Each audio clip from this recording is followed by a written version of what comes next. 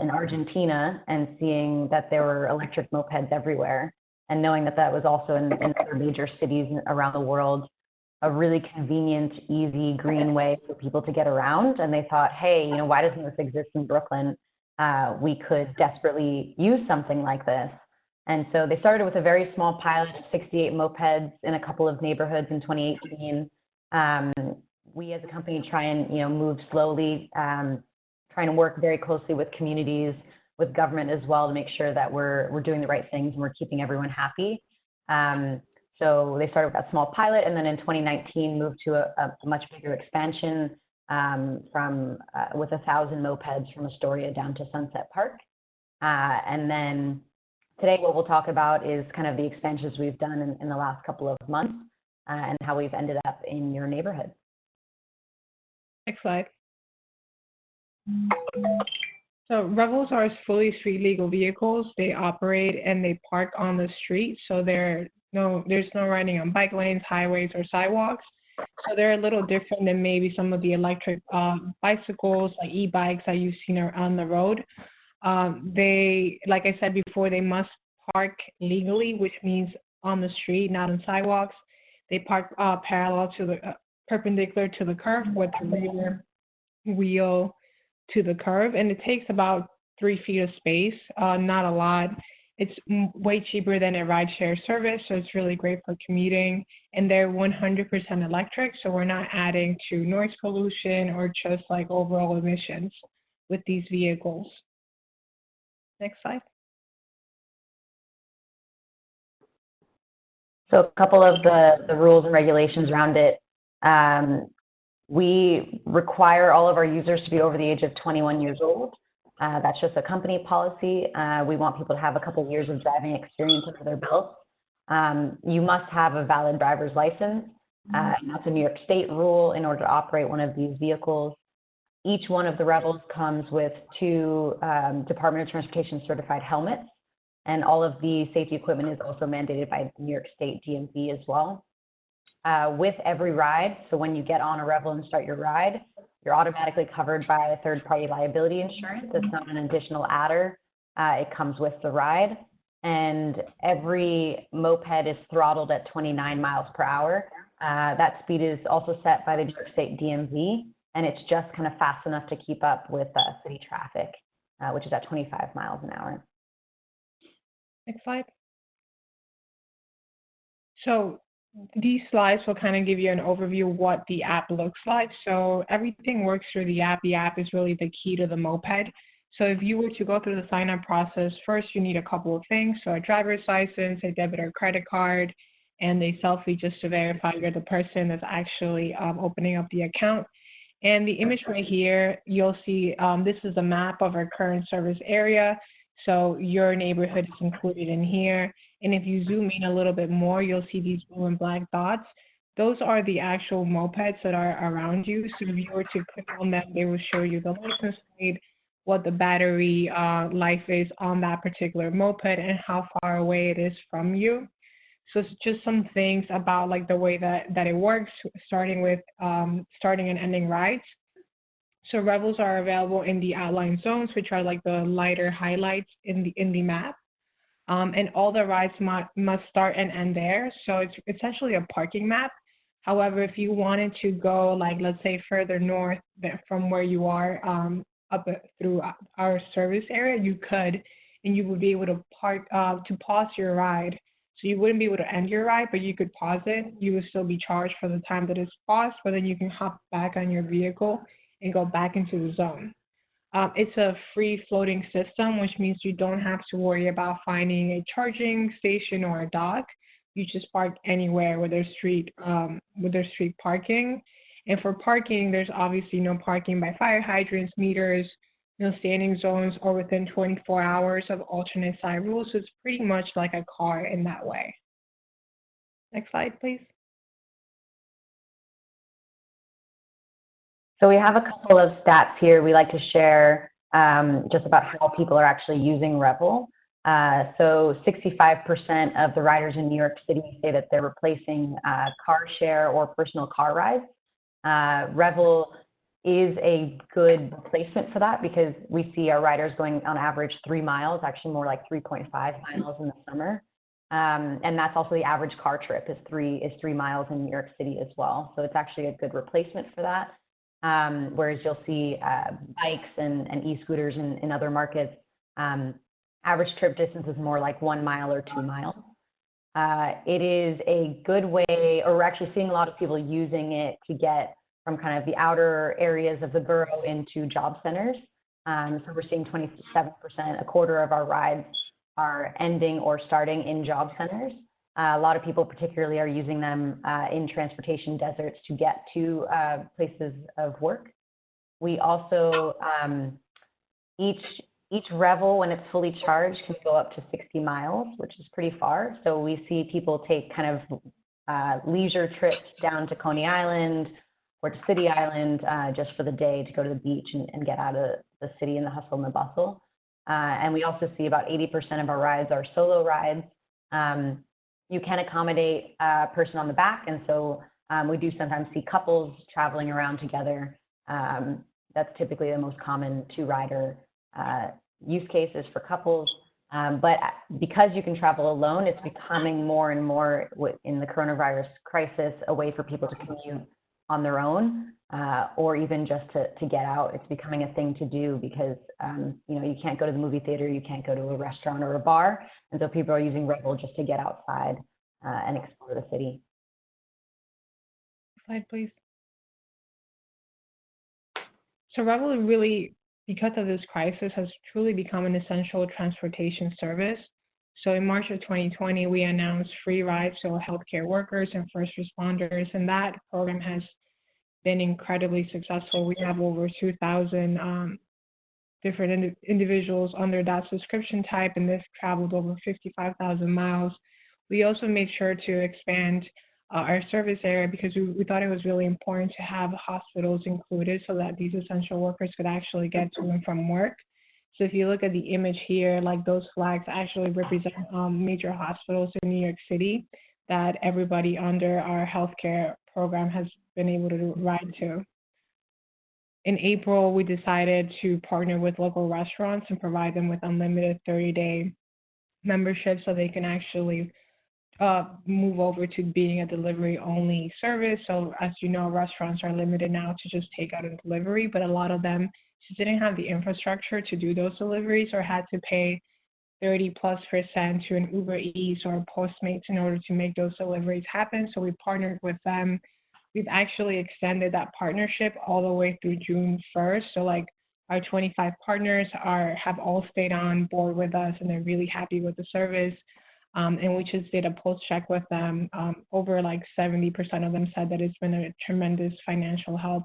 So we're really proud of that. And then May 2020, we, with the closure of the subway overnight, we just made the service 24/7. So now if you're going to work and you have one of those killer shifts where you're getting out of work at 12 a.m., 1, 2, 3, you're actually able to hop on a Revel and get home. And it's a quick way, it's safe, traveling alone, and it's reliable. Next slide, please. So something that our company did all the way from the beginning of when we were founded is we created a 40% discount for any individuals who are participating in public assistance programs, so including people who live in NYCHA housing or any sort of local, state, or federal assistance program. And so far, we've saved riders over $125,000, which is pretty great. We also like to partner as a company with local organizations like ACE, if you've heard of them, or Brooklyn Workforce Innovations, to train and hire individuals who are disadvantaged and re-entering or trying to re-enter the workforce. So there's a couple programs with them as well. Slide.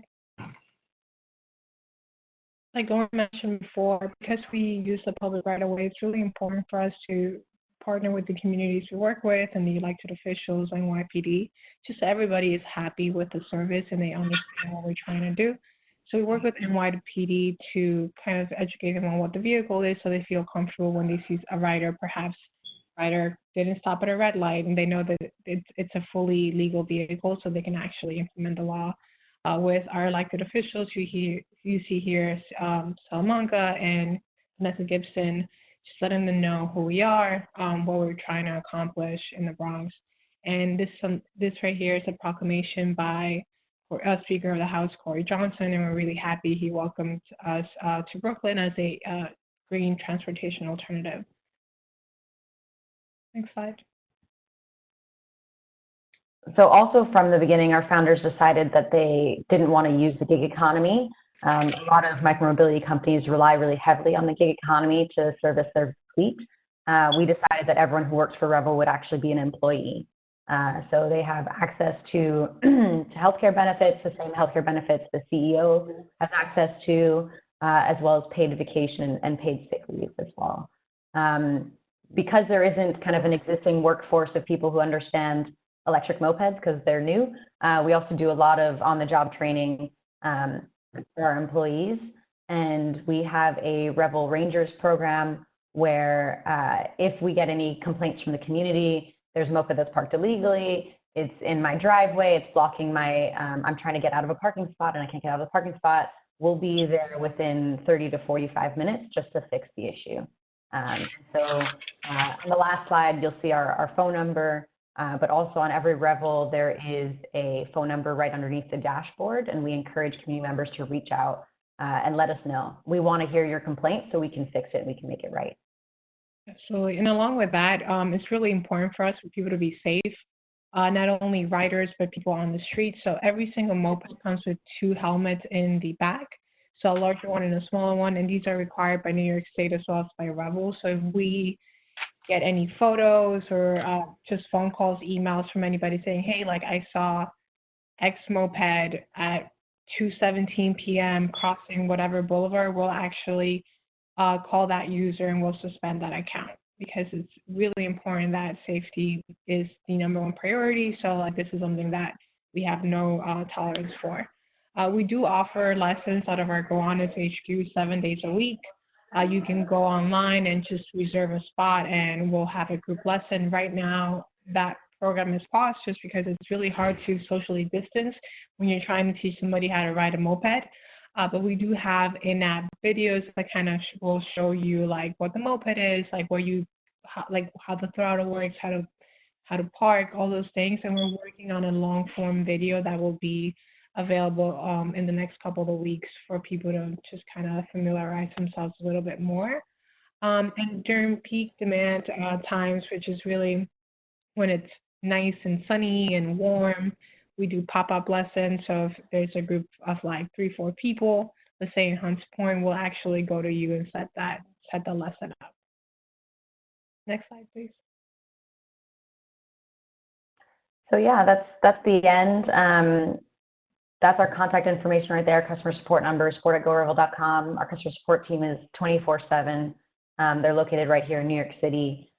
So any issues, honestly, please reach out and let us know, because as I mentioned, we do want to fix it. And we're new to your neighborhood, but if you know anyone who lives in Brooklyn or Queens, where we've been for over a year, I think we've built really strong relationships with community members. We recognize that Revel is using the public right of way, and so it's not just our users that we care about, it's also everybody else who's using the same street. And if you call, we actually pick up. I had a couple of instances this morning where I was trying to call for a couple of companies and I couldn't find the number. So it's just something that is really, I think, a highlight for us. Yeah, so we're happy to take some questions. Go ahead, Maria. I'll let you go first. Okay, yeah, I had a couple of questions here. So I know you mentioned that you had discounts for people on assistance and or you know, in NYCHA, but what is your regular like fee for it? How does that work? And then you said that you had lessons coming out of at Gowanus. Do you plan to, especially, you know, when we're off of lockdown, do you plan to have any in the Bronx or closer, a little bit closer? And then the last one is about charging. And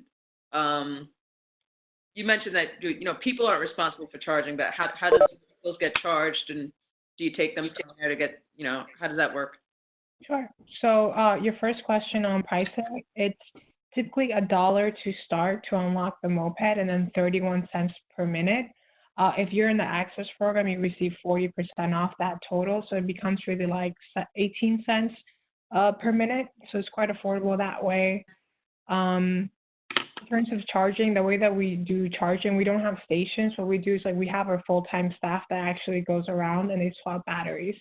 So like the moped doesn't have to go anywhere. It can stay exactly where it is. The battery will be swapped by a team member. And that's pretty much it. Like the user doesn't have to do anything on their end. Yeah, and just to add on the lessons piece, we are planning on hosting lessons in the Bronx, also Upper Manhattan, and in Queens as well, once we get off lockdown. Okay, and then I just had another quick question with the helmets, because now we're, you got to be crazy about everything.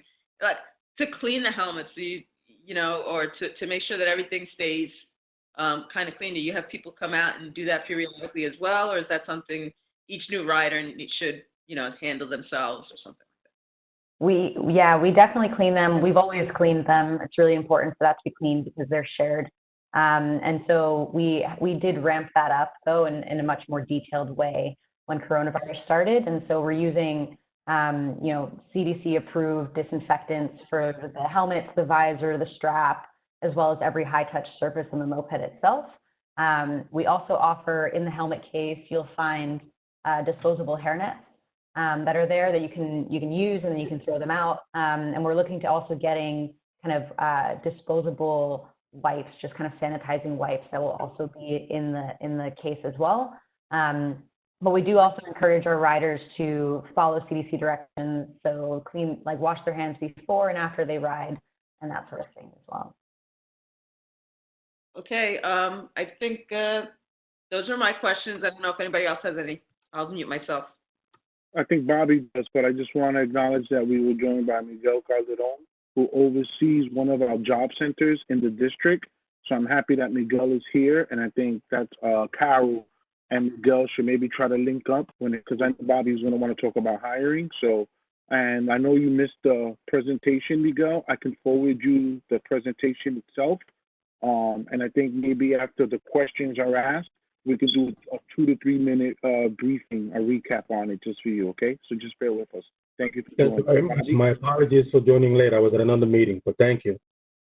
Thank you for joining us, Miguel. And thank you for the presentation, both of you. It was a good presentation. But before Laura got on, I think I was asking, what is the length of your lease on that property? The Bronx warehouse? Yes. 3 years. 3 years? Yeah. Okay. Are you expecting to move it someplace else after 3 years, or? No, that's just kind of our typical lease agreement is we try and do 3 years for every property we have. And I don't know if Carol mentioned, but our plans on opening it have been somewhat delayed because of coronavirus. Right. So unfortunately, it's not open yet. We are looking at possibly opening a much, much smaller warehouse in Washington Heights. And we are hiring right now for Queens and Brooklyn locations. So how many scooters are we planning to have in the Bronx location? We don't have a final number right now, but we do recognize that right now there aren't enough for the density. So Councilmember Salamanca actually called us yesterday and said, "Can you please put more?" Because he and his team really enjoy riding them. We're a little bit delayed. Everything is delayed because of coronavirus, but we will be putting more there in the next little while. I just don't have specifics yet. But when you come out, we try. I'm sorry. So our goal is to have a Revel within a 3 to 5 minute walk of everyone who wants to ride them. That's our target goal. Okay. And when you get online in the Bronx warehouse, how many workers are you planning to have there? About 50 to 60. 50 to 60? And that will service the entire city? It's a little bit, because it's free floating, they'll probably do the Bronx as well as possibly northern Manhattan, as well as possibly northern Queens as well. So it's just kind of like where the demand is and where the batteries are discharged, where they need to be serviced. Okay. And you're saying the insurance is third-party insurance, right? Yeah. All right. So that means you guys are going to be charging the insurance. Yeah, it's third-party liability insurance. So if you're on a Revel and you damage someone else's property or injure somebody, you call our customer support line, and our customer support walks you through on how to file an insurance claim. All right. Ed, let me ask you, since I believe you're across the street from Amazon? Yeah, right around there. Have you had any discussions with Amazon on their delivery service programs with you guys? We haven't, no. Should we? Should we talk to them? I think that was a concern that Ralph had one time. Am I correct, Ralph? Not a concern. I mean, I don't know what kind of deliveries you can actually do on a moped, but just I think a line of communication just to be good neighbors and understand. I think Amazon employees that live close by can take advantage of when they're leaving, of maybe just coming right across the street, going in a moped and taking it home. You know, parking it in a place where there's no alternate side parking, and that's their end of their responsibility with it. You know. But I think just reaching out to them and establishing being good neighbors with each other, and then taking it from there. And we can assist with, setting up or meeting with the liaisons, our contacts over there at Amazon with Jessica. Yeah, that would be fantastic. That would be fantastic. That'd be great. Thank you. Yeah, and if you need contact names or whatever, I think Ralph can help you with that on that side. So I think that. And it's good because even though we believe in the walk to work policy, Ward 2 believes in that. But if we can help our community to get around a little easier, I think that they're opening up another site there in Hunts Point, which is I think another 200 employees. Either Mike or Ralph knows the numbers on the new site. Yeah, they're gonna at 1080 Leggett. They're gonna be doing their Whole Foods and like their similar to Fresh Direct.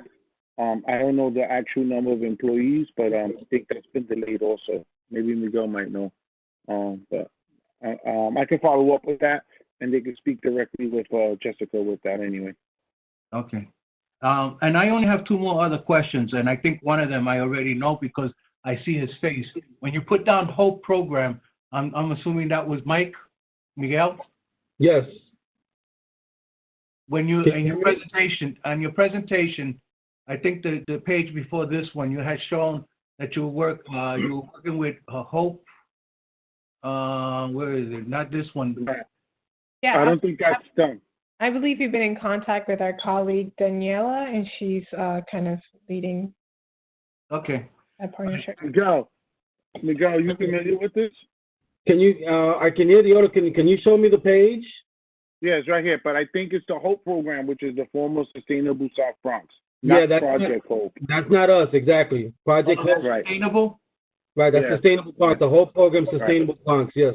Okay, so just so like that, Miguel helps out at the community board. He's also a member of the Eco committee, but he also helps out in doing job fairs. So with your 50 or 60 people that you're planning to hire, he might be a person you may want to talk to. It's like that. He could probably help you with that stuff also. Yeah, 100%. Absolutely. Okay. Do you think that there's people in your community who would be willing to commute to Queens for the time being? Yes. Yeah? Okay. Yes. I feel like Maspeth's not that far, maybe, if you have a car. The way things are going right now, I think they'll go all the way upstate to Yonkers. Exactly. They have to go to the work. Exactly. Well, we have an organization in Queens that does work with direct support, and we've had clients that'll travel that far. Mr. Crespo's absolutely right. In this day and age, I've gotten so many phone calls for people that are looking for work. They'll travel. If they have to travel, they'll travel. Okay, awesome. We can follow up after this with the job postings and figure out a good way to get that word out. And just so like that, Miguel's program is sponsored by one of our biggest employers in Board 2, which is Urban Health Plan. And they got sites, I think, just about throughout the city. That's right. So that's another way that you might be able to get moving on your when you decide to open up. People working in the Bronx may have to go to Queens, or go up from this side of Southern Boulevard and may have to go up to Soundview, and they don't want to take the bus or anything like that. So it might help out on your promotions on this new venture. Absolutely. Yes, definitely. And my only last question is, because you mentioned restaurants, and we don't have many restaurants here in the Bronx. First of all, can you give us a list of the restaurants that you guys are working with, so like that we could see? And is there any in Board 2 that you're working with? Yeah, I can take that. So we have a list of 25 restaurants, and it's hard for me to remember all the names off the top of my head, but I can follow up after this meeting with the list of all our New York partners. Mm-hmm. And we don't have any partners in CB2 at this moment. Well, there might be a person, I don't know if he's willing to, but there's City Tamales. I don't know if you know that. Very good. Very good. Yeah, I'll definitely look into it, and I'll reach out. Yeah, they do a lot of deliveries, and so maybe, I don't know if they're using Grubhub or whoever they're using, but if you're easier for them, maybe that might be something that you might want to look at. My thing is that my main goal, as Ralph knows, Maria, Miguel, who've been around for a long time, my goal has always been as much jobs as I can create in Community Board 2, the better it is for Community Board 2 to have new industries come in. And this is totally new to our community. So whatever we can do to help out, I know that the councilman has driven some of these a few times already. And I see that he's still walking, so I know that there's no legs to break or anything. And if he broke the machine, don't charge it to us. But the truth of the matter is, that's my job, to create as many jobs as I can. That's why I said maybe you can use Miguel to do your outreach for the jobs. Ralph can help you out with Amazon. Ralph can also help you with even City Tamales. He can help you out with. They're very good, and I've eaten a couple of times already, so they're really great, and they're not that far from you guys, I think, right, Ralph? Rafael? They're on Oak Point. They're block in, and they're closer to Chase Bank. So that's down by not Longfellow, by Fail.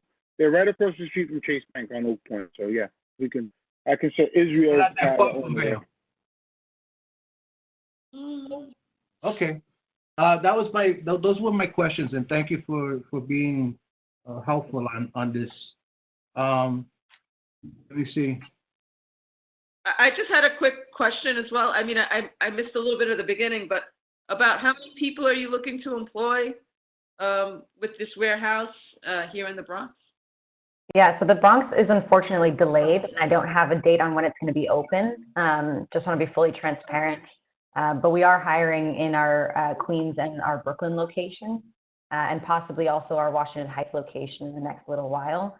But eventually the Bronx will house at least 50 to 60 employees. All right, thank you. That's the other thing, that Maria has the other hat, which is our local EDC in the Hunts Point area, and in Community Board 2. So she wears a couple of hats. I have just quickly. I know you said they have to be over the 21, correct? Yes. How would you verify if they're NYCHA residents? So there's a link that Carol can share with you guys as well, but it's on our website. So after you sign up, you go to the website and you upload any sort of proof that you're living in NYCHA housing, or if you're on SNAP benefits or anything. We're pretty flexible with the proof that's provided. And then our customer support team manually reviews it and says, okay, yeah, and then they apply that discount to your account. Great. Now, I have some silly stuff here. I'm on one of your mopeds and I'm crossing the Throgs Neck Bridge. Who's paying for the toll? So the Throgs Neck Bridge is actually, you're not allowed on the Throgs Neck because the speed limit is too high. So you can only go 30 miles an hour, so it'd be pretty dangerous. So probably if you get that, you get a phone call from our customer support, and they might suspend you for a short little while. As long as they don't suspend you on the bridge, we're all right. With customer support. Yeah. Okay. So the toll do go back to the user, as well as parking tickets, red light tickets, all of that goes back to the user. Okay. Now, we're talking about also linking up with some of the small businesses for deliveries. My question now is regarding your insurance. You're primarily passengers. So if a company is using it for deliveries, would that fall under the company's insurance?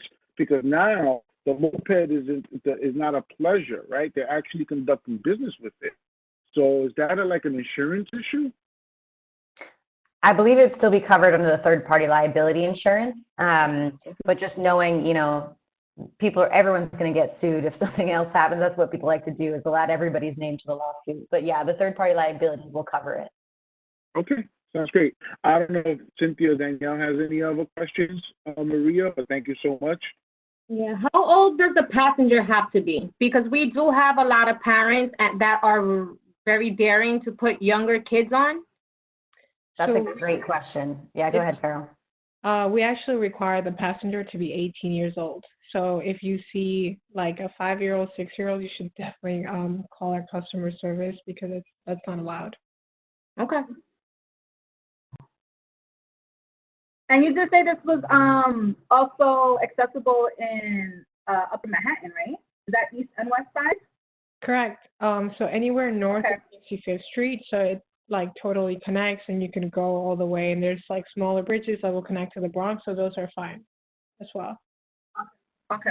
How about you going into Queens? So right now, if you are in the Bronx or in Manhattan, you cannot travel to Queens or Brooklyn. But if you are in Queens, you can go to Brooklyn. If you're in Manhattan, you can go to the Bronx. So you should think about them as two separate systems. Okay, cool. Thank you so much. Yeah. Is that because of the bridge?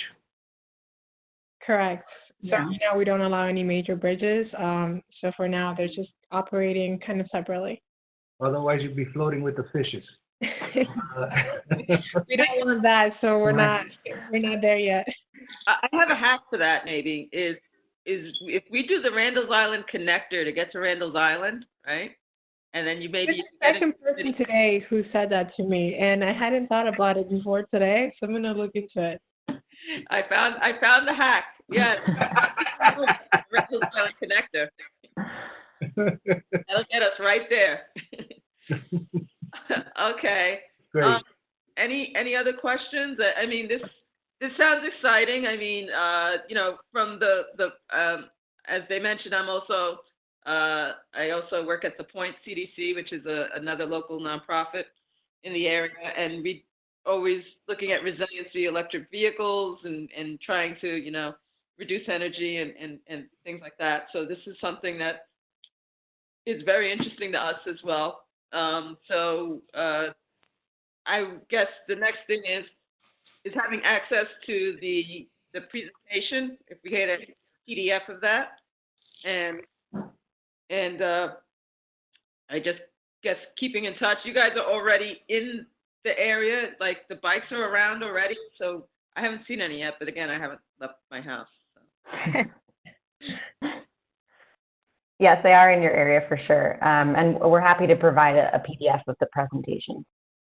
We're probably going to have to make Board 2 one of the stations, because this way Danielle can get on it after the meeting and go home a lot faster. Sure. Thank you, Bobby.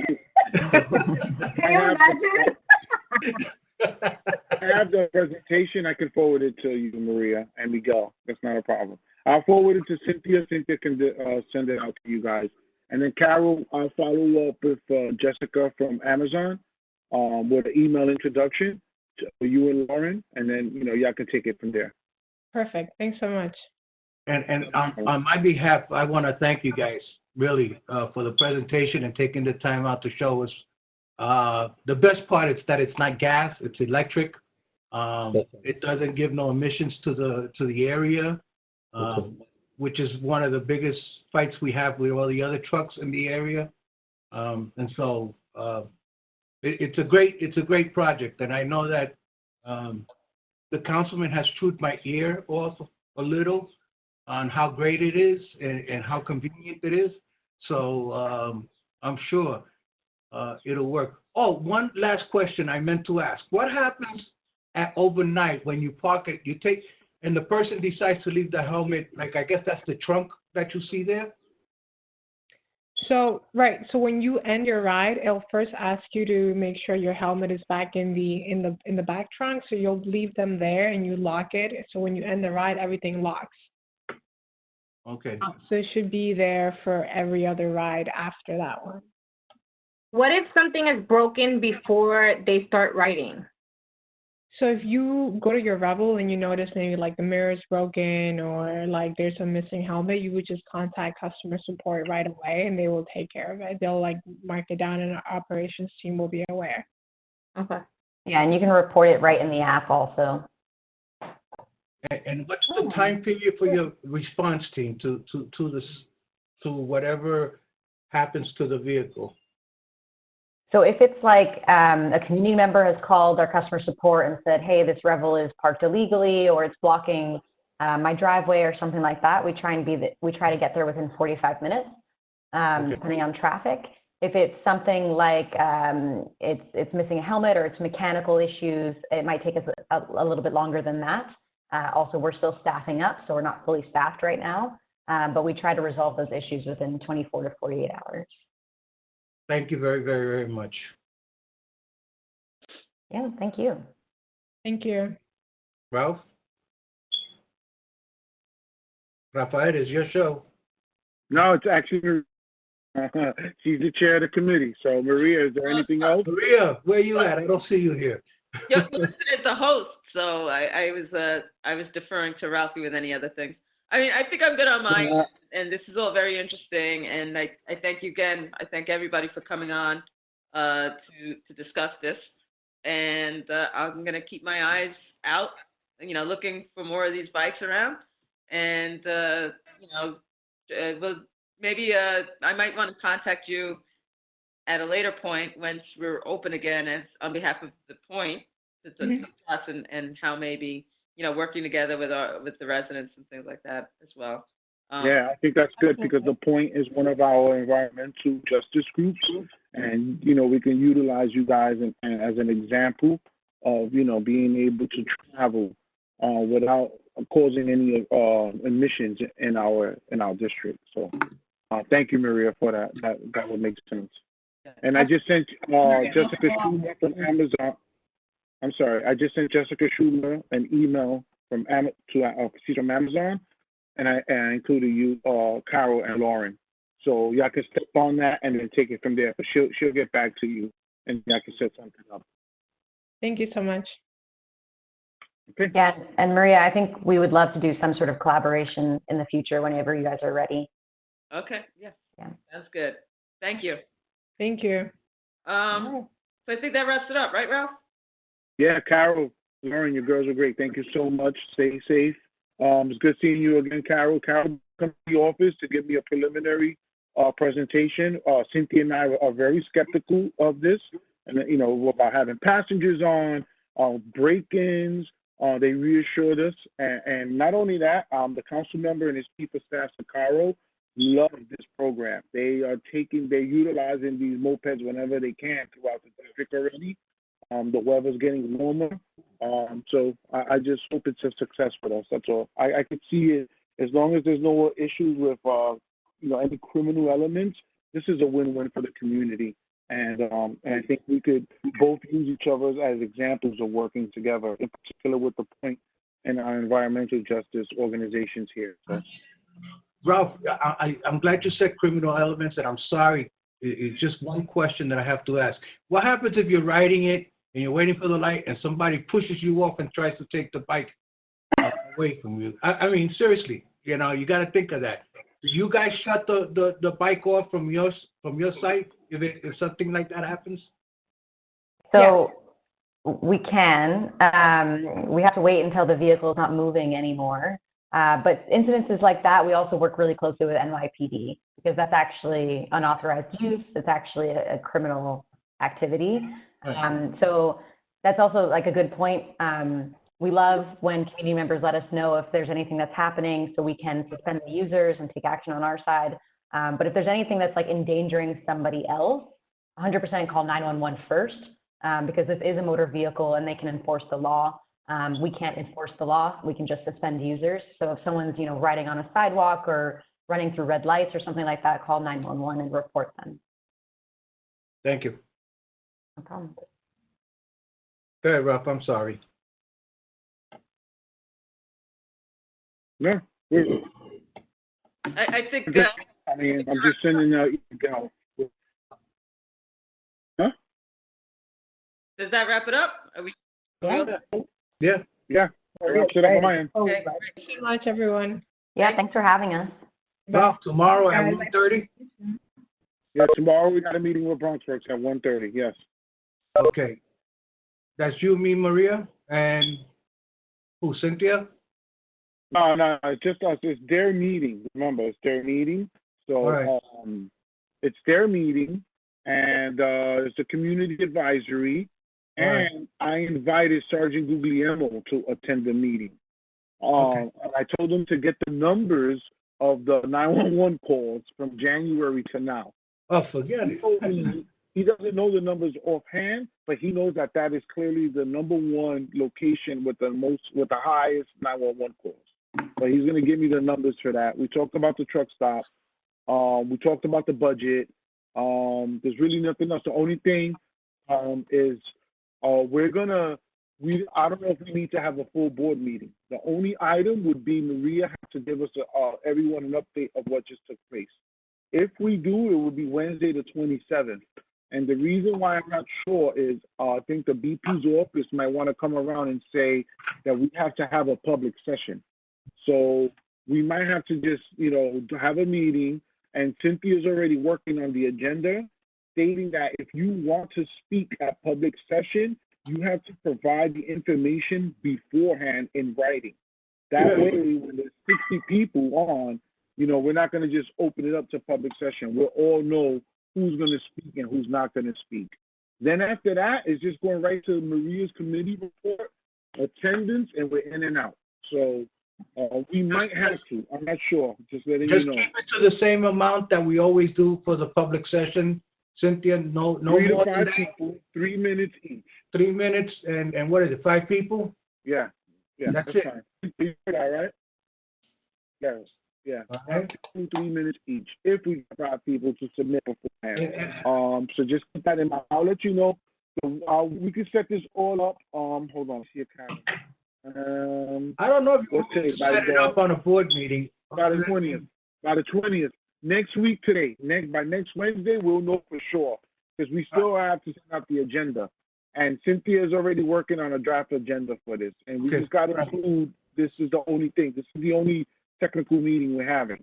But Tom might turn around and say, hey, you need to have a meeting to have a public session. We already heard updates from the Department of Health. We heard updates from the EDC. We can also have NYPD, the 41st precinct and the 41st precinct and the fire give their reports also. That's it. It's just really keep that in mind. I'll let you know though by Wednesday of next week. Yeah. Actually Thursday. Because Thursday we have Borough Board, the 21st. Ralph. So by then we'll know if we have to have it. If possible, Ralph, I would like to know from Department of Health, what are the numbers of COVID positives from 10459 10455, and even though I know we could go on it, but I want to, every day it changes, and that map doesn't change every day. Yes, it does. It does? Yes, it does. Every day it does. The stats change every day. I send them out every day purposely, and the links. You can go to either the I see city it, but it looks like the numbers are almost the same. But the numbers are at this point.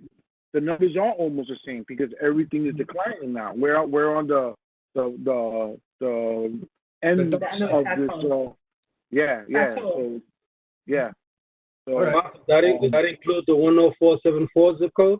Yeah. It includes all the zip codes. It breaks it down by zip codes. It breaks it down by gender, by race, borough, age, make and sure that Miguel underlying gets a conditions. copy of that on the list. Is he on the list? No. Miguel. No, we update all of that. We put all of that up on Facebook. Every day. You can go to their websites too and just look at the data. Looking on the data, everything comes up. Hospitalizations, deaths, cases, the number of new cases, the number of hospitalizations, the number of deaths. They have the only thing that we wanted at one point was to get it by community board. That's what we've been asking. Break it down by community board. So they broke it down by zip code. So it's negotiating with the city and the state with stuff like that. But they do break it down by zip codes right now. So they give you the number of positive cases and the percentage of people being tested that are positive, which is real big. So in 10474, we have a low number of positive cases, right? Total numbers, one of the lowest in the borough. When you look at the percentage, we're one of the highest. So we might have 300 people that have it in 10474, and 500 people took the test. So that number is going to be way over 50%. So that percentage is one of the highest in the city. So we have one of the lowest numbers of total positive cases in 10474. 10455 and 10459 are in the second to last range. And then you have the entire Bronx is one of the highest in the world, actually, because we're the epicenter of it in the city. And the Bronx, percentage-wise per people, is the highest. So if we're New York City is the epicenter, the Bronx is the epicenter of the city. So we're in the middle of it there. So, yeah. All right, bro. Okay. We can have them on if people have questions or I don't. But if we have because I was thinking that, but then after I said it, I said, you know what? This is just gonna extend the meeting longer than what it normally is. Okay. I don't want that. We did that already, and if people need any information, I'll be wanting every day. I'm sending it out, but I can also direct you to the links and I can show you how to navigate them. That's not I think I did. I think I did it one time, and one or two times. Revel thing was, how you feel about this Revel stuff? No, it's good. I think it's good. If they use Miguel to try and get workers, I know that means that Community Board 2 gets quite a bit of pieces, and if they use it for the restaurants and I don't know what they can do with Amazon, but if they can do something with Amazon, that'll be great because then that's more usage.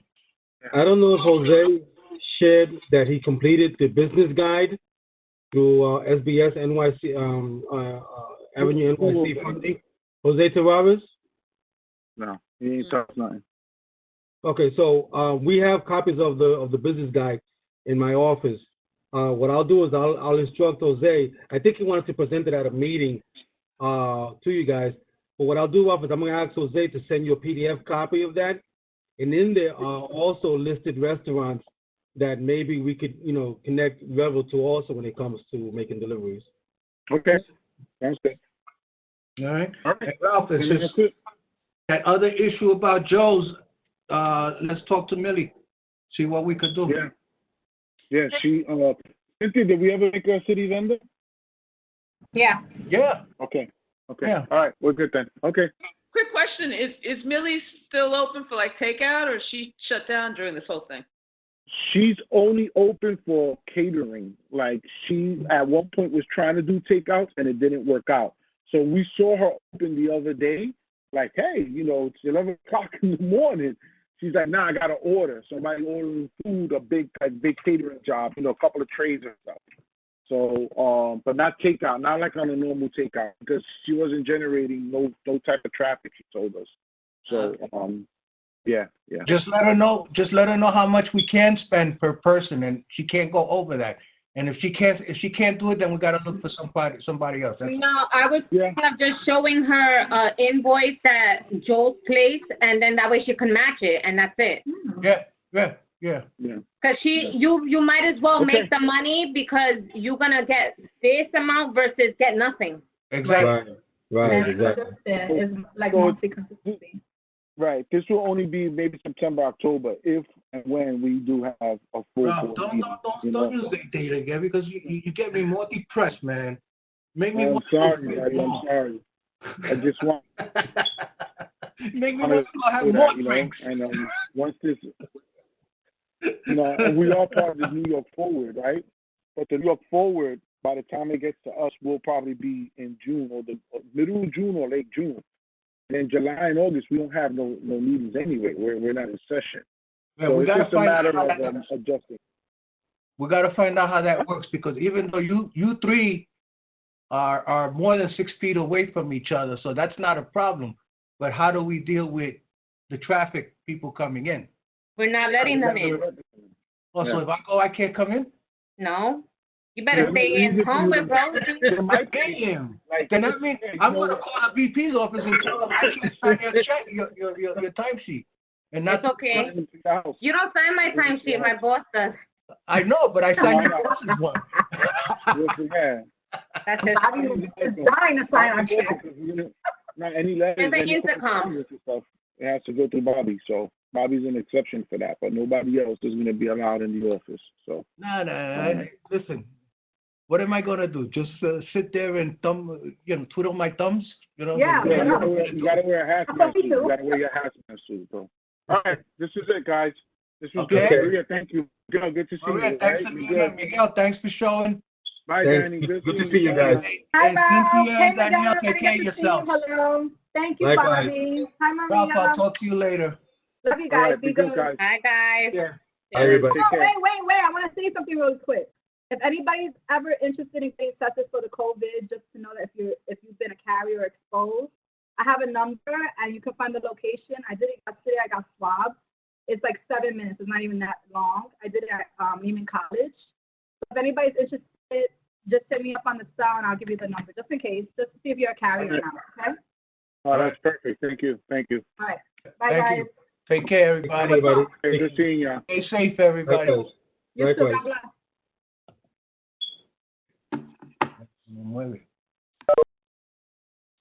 Jesus Christ.